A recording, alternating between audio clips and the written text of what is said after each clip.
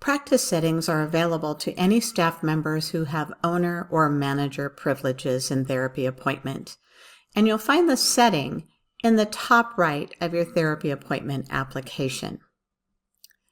In this video, we will review the practice and the security settings. The staff, billing, insurance, and template sections will be covered in separate videos. So under this Practice Settings tab, we're going to find a long list to review. So let's start at the top. Group Settings. Edit this top line by using this Edit tool over on the right to be the name of your practice. If you are a group practice and you're billing insurance or supplying super bills to clients, you will need to complete the section for the group MPI, taxonomy, and tax ID section.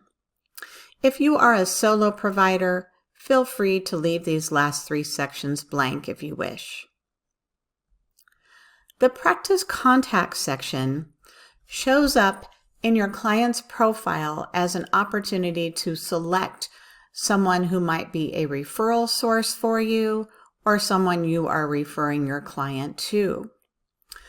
So this allows you to set up a library or address book of these persons or entities that you might be getting referrals from or to.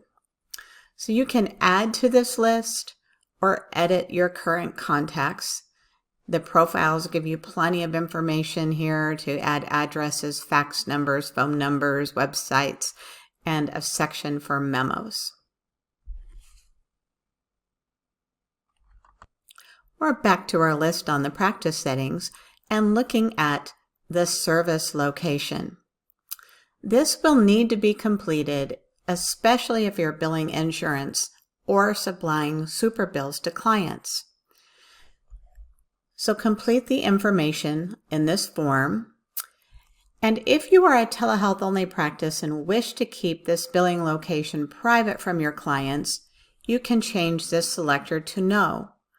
Otherwise, in the client portal, if your client has a future appointment scheduled and it's an in-person appointment, they will be able to see the information here as far as the address.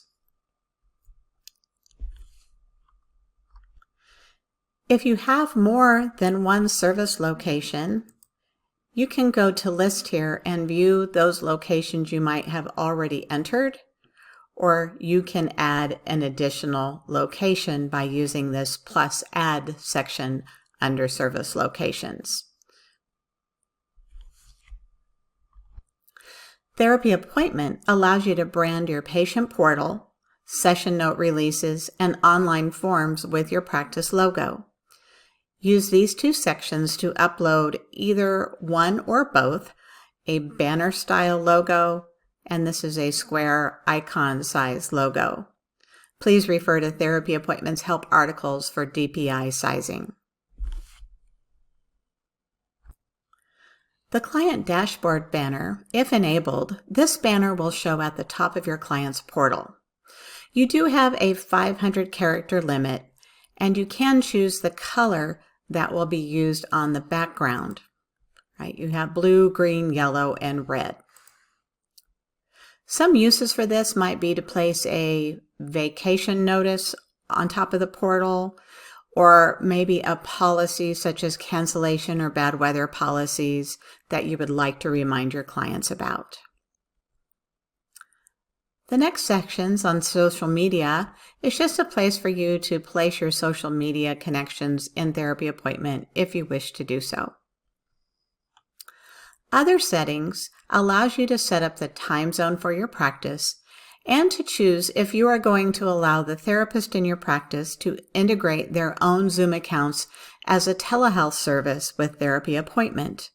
Just remember that if you are allowing Zoom integration, there is a $5 a month provider connection that will be charged to you whenever your providers take action on that connection.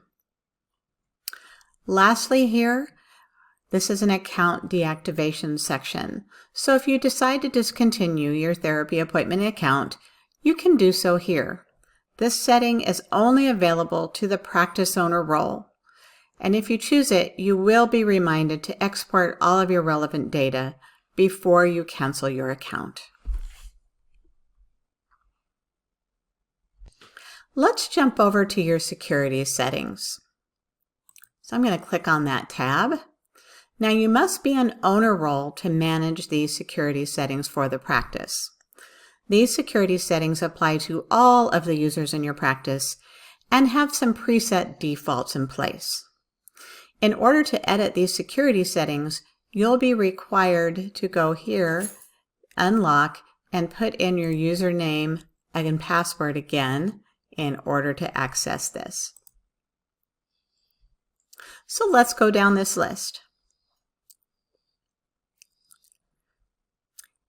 In this section, you have the ability to automatically sign users out after X number of minutes. Of course, you don't have to. You can choose never. But if you want to require that extra security, you do have that ability. You can also require two-factor authentication for your users. I highly require this for your practice.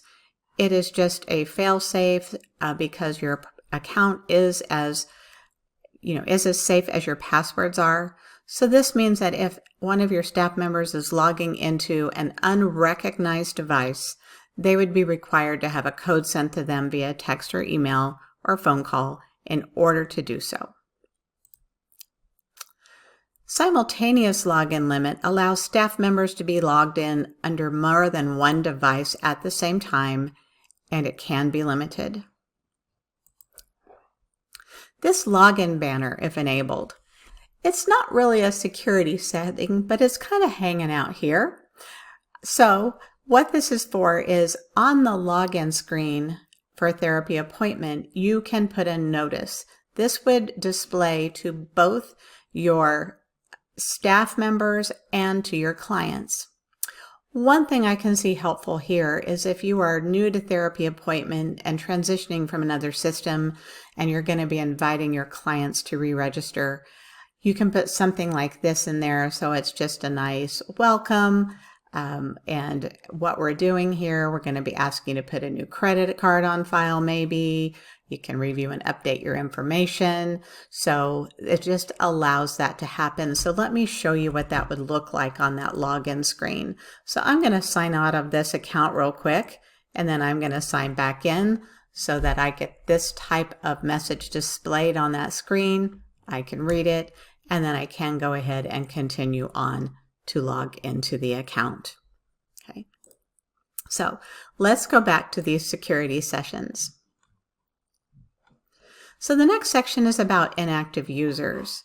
Let's say you have a user in your practice who hasn't logged in 90 days. So if you set this up, what this is going to do is allow your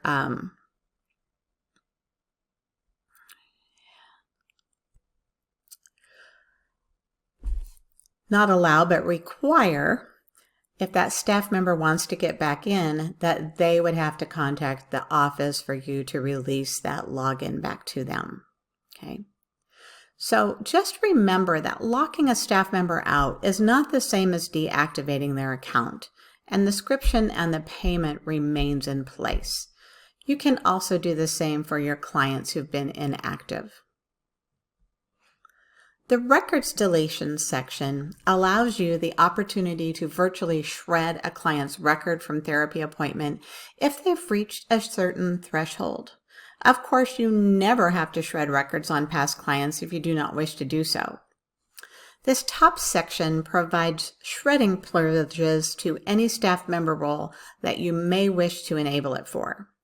If these are all set to no, then only the owner role has a privilege to delete records from the system. And finally, you can set a time in the future that records would be available for shredding. The default here is 7 years. In this case, it would be 7 years past the age of majority if you're treating children or adolescents.